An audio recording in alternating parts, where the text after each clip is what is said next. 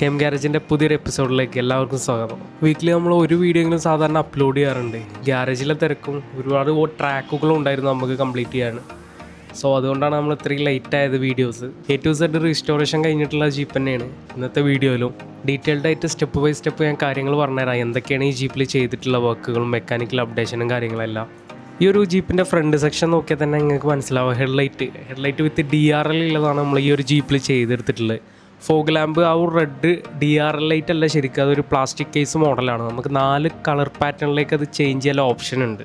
ലൈറ്റിൻ്റെ പവർ നോക്കുകയാണെങ്കിൽ അത്രയും ഹൈ ക്വാളിറ്റി ഹൈ ബീം തന്നെയാണ്. കാരണം ഈ ഒരു ഹിൽ സ്റ്റേഷനിലൊക്കെ യൂസ് ചെയ്യാൻ പറ്റുന്ന രീതിയിലാണ് നമ്മളത് ചെയ്തിട്ടുള്ളത്. അതിൻ്റെ സൈഡിലായിട്ട് നമ്മളെ ലോഗോ കാണാം. പിന്നെ ഒരു റേഡിയേറ്റർ ഗ്രില്ല് നമ്മൾ എക്സ്ട്രാ കൊടുത്തിട്ടുണ്ട്. ഇൻഡിക്കേറ്ററൊക്കെ ആ ഒരു സ്റ്റോക്ക് തന്നെ, പക്ഷെ അത് നല്ല ക്വാളിറ്റിയിൽ തന്നെയാണ് നമ്മൾ ഏതൊരു വണ്ടിക്ക് ചെയ്യാറ്. ഇവിടെ ലോ ക്വാളിറ്റിയിലല്ല, നല്ല ഹൈ ക്വാളിറ്റി ലൈറ്റുകൾ എവിടുന്നാണോ നല്ല ക്വാളിറ്റി നമുക്ക് കിട്ടുക അത് നമ്മൾ ജീപ്പിന് കൊടുക്കാറുള്ളൂ. ഫ്രണ്ട് ബമ്പർ നമ്മളൊന്ന് കട്ട് ചെയ്ത് ഷോർട്ടാക്കി എടുത്തിട്ടുണ്ട്. അതുമ്പോൾ തന്നെ നമ്മളെ ലോഗോ വരുന്ന ഒരു വിഞ്ച് പ്ലേറ്റും ഷാക്കിലൊക്കെ നിങ്ങൾക്ക് തന്നെ അറിയാം, അത്രയും ക്വാളിറ്റി ഉള്ളതാണ്. ഈ ഒരു സ്പെക്കിൽ നമ്മൾ ചെയ്തിട്ടുള്ള സസ്പെൻഷൻ പ്രൊഫണ്ടറാണ്. യാത്ര ചെയ്യുമ്പോഴും ഡ്രൈവ് ചെയ്യുമ്പോഴൊക്കെ അറിയാം അത്രത്തോളം അടിപൊളിയായിരിക്കും ഇതിൻ്റെ ആർട്ടിക്കുലേഷനൊക്കെ. മറ്റൊരു ഹൈലൈറ്റാണ് ഈ ഒരു ജീപ്പിൻ്റെ ടയറും ഡിസ്കും. ഒരു സ്പെക്കിൻ്റെ ലുക്ക് ബേസ് ചെയ്തിരിക്കുന്നത് അതിൻ്റെ ടയറും വേണം. കാരണം ടയറാണ് ഒരു വണ്ടിയുടെ ലുക്കിനെ മാറ്റി എഴുതുന്നത്. സൈഡ് പ്രൊഫൈൽ നോക്കുകയാണെങ്കിൽ ഹൈലൈറ്റ് ആ ടയറും ഡിസ്ക് തന്നെയാണ്. ഹുഡിൻ്റെ ഷേപ്പൊക്കെ നമ്മൾ ആ ഒരു സ്റ്റാൻഡേർഡ് ആക്കിയിട്ട് തന്നെയാണ് അടിച്ചിട്ടുള്ളത്. പെയിൻറ് സെക്ഷൻ നോക്കുകയാണെങ്കിൽ ആ ഒരു ഗ്രേ കളറാണ് നമ്മൾ ഈ ഒരു സ്പെക്കിൽ ചെയ്തെടുത്തിട്ടുള്ളത്. അതാണ് ഇതിൻ്റെ മറ്റൊരു ഹൈലൈറ്റ്. ഈ ഒരു കളർ ജീപ്പിൽ വരുമ്പോൾ തന്നെ ഒരു വേറെ ലുക്കാണ്.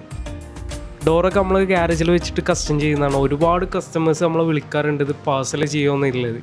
ജീപ്പ് ഇവിടെ കൊണ്ടുവന്ന് അതിൻ്റെ അളവ് അനുസരിച്ചിട്ടാണ് നമ്മളിവിടെ ബിൽഡ് ചെയ്യാറ്. ഫൈനലി നമ്മൾ ആ ഒരു പൗഡർ കോട്ടും കൂടെ ചെയ്തെടുക്കുമ്പോഴാണ് അതിൻ്റെ വർക്ക് ഫിനിഷ് ആവുന്നത്. ജീപ്പിൽ കൊടുക്കുന്ന ഹാൻഡിൽ ഗ്രാബ് ഹാൻഡിലാണ്, താറിനൊക്കെ ചെയ്യുന്നതാണ്. പണ്ടൊക്കെ നമുക്ക് അവിടെ ഒരു പൈപ്പ് ബെൻഡ് ചെയ്ത് വെക്കലാണ്. അത് അത്രയും വൃത്തിയേടാണ് അത് കാണാൻ. അപ്പോൾ അതിനൊരു സൊല്യൂഷനായിട്ടാണ് നമ്മൾ ഈ ഒരു പാറ്റേണിൽ ഇത് ചെയ്തെടുക്കുന്നത്.